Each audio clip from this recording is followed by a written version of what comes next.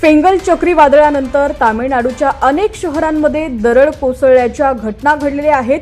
या घटनेचे व्हिडिओ आणि फोटो सोशल मीडियावरती शेअर केले जात आहेत. असाच एक व्हिडिओ सोशल मीडियावरती मोठ्या प्रमाणात व्हायरल होतोय. या व्हिडिओमध्ये अचानक पाणी येऊन अनेक घरं वाहून जात आहेत.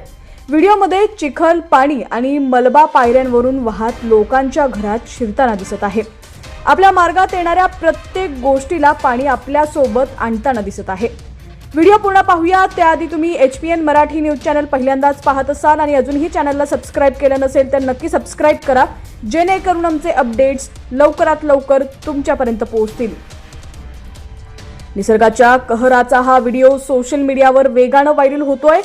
या ठिकाणी तुम्ही पाहू शकता, पावला कुंद्रू भागात ही घटना घडलेली आहे. यापासून सुमारे 1 किलोमीटर अंतरावर दरड कोसळल्यानं डोंगरावरून दगड घसरून घरावरती पडलाय. त्यामुळे एकाच कुटुंबातील 7 जणांचा मृत्यू झालाय.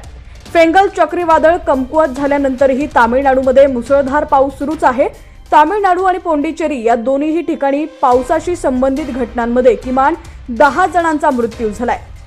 तामिळनाडूतील तिरुवनमलाई जिल्ह्यातील ही घटना सध्या सोशल मीडियावर चर्चेचा विषय ठरली होती. पाण्याचा ढिगारा कसा पुढे सरकतो आणि घरांची नासधूस करतो हे या व्हिडिओमध्ये दिसत आहे.